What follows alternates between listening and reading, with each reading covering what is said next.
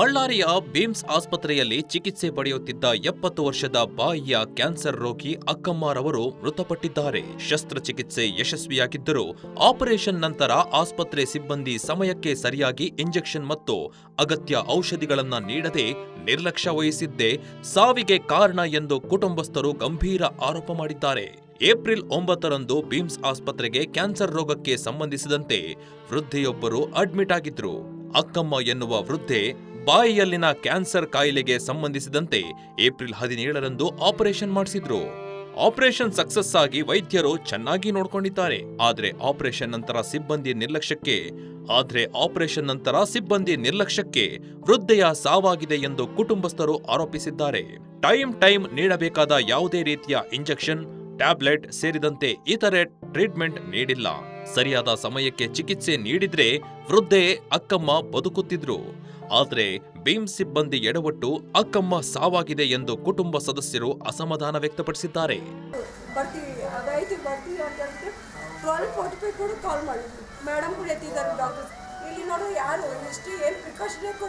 Admit ಆಗಿದ್ದೀವಿ sir. April 17ನೇ ತಾರೀಕು surgery ನಡೆದಿದೆ ಸರ್. ಸರ್ಜರಿ ನಡೆಯುವಾಗ ಎಲ್ಲ ದೊಡ್ಡ ಡಾಕ್ಟರ್ಸ್ ಒಪಿನಿಯನ್ ತೊಗೊಂಡಿವಿ ಸರ್. ಆರ್ಟ್ ಈಸ್ ಗುಡ್ ಅಂತ ಅಂದಾಗೇ ನಾವು ಫಾರ್ವರ್ಡ್ ಹೋಗಿ ಸರ್. ಆರ್ಟ್ ಮಾಡ್ರೇಟ್ ರಿಸ್ಕ್ ಅಂತ ಬರ್ದಾರೆ ಸರ್, ಇಲ್ಲ ಅಂತಂದಿಲ್ಲ. ಮಾಡ್ರೇಟ್ ರಿಸ್ಕ್ ಅದು ಜನರಲಾಗಿ ಬರೀತಾರೆ ಅಂತಂದ್ರೆ ಸರ್. ಹಾರ್ಟ್ ಮಾತ್ರ ಚೆನ್ನಾಗಿದೆ ಸರ್. ಹ್ಯೂಮನ್ ಸಿಸ್ಟಮ್ ಕೂಡ ಚೆನ್ನಾಗಿತ್ತು ಸರ್. ನಿನ್ನೆ ಎಕೋ ಟೆಸ್ಟ್ ಕೂಡ ಮಾಡಿಸಿದ್ರೆ ಎಕೋ ಟೆಸ್ಟ್ ಕೂಡ ಚೆನ್ನಾಗಿತ್ತು, ಎಲ್ಲ ಚೆನ್ನಾಗಿತ್ತು. ಇಲ್ಲಿರೋ ಬ್ರದರ್ಸ್ ಟ್ರೀಟ್ಮೆಂಟ್ ಕೊಡೋದರಲ್ಲಿ ಫೇಲ್ ಆದರು.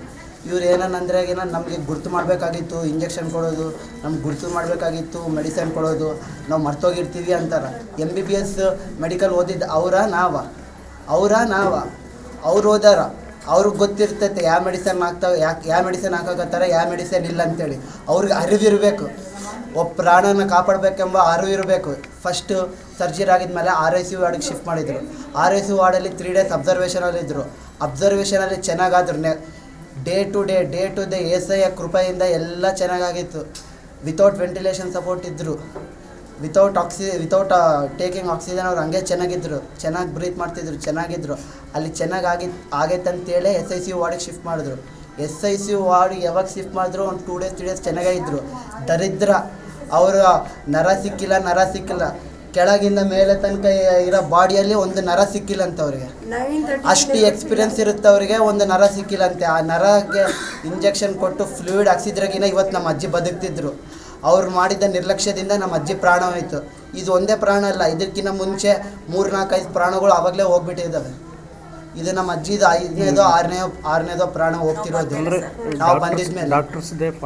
ಡಾಕ್ಟರ್ದೇ ಫಾಲ್ಟ್ ಅಲ್ಲ, ಡಾಕ್ಟರ್ಸ್ ಟ್ರೀಟ್ಮೆಂಟ್ ಚೆನ್ನಾಗಿ ಕೊಟ್ಟಿದ್ದಾರೆ. ಡಾಕ್ಟರ್ಸ್ ಟ್ರೀಟ್ಮೆಂಟ್ ಚೆನ್ನಾಗೈತೆ ಸರ್. ಡಾಕ್ಟರ್ ಟ್ರೀಟ್ಮೆಂಟ್ ಏನೇನು ಪ್ರಾಬ್ಲಮ್ ಇಲ್ಲ ಸರ್.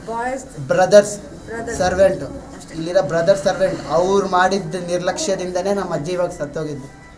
ಒಂದು ವೇಳೆ ನಾನು ಸತ್ತೋಗಿದ್ರೆ ನಾನು ಸುಮ್ಮನೆ ಇರ್ತಿದ್ದೆ ಸರ್. ನಮ್ಮ ಅಜ್ಜಿಗೆ ಹಂಗಾಗೈತೆ, ನಾನು ಬಿಡಲ್ಲ, ಎಷ್ಟು ದೂರಕ್ಕೂ ಹೋಗೋಕೆ ರೆಡಿ.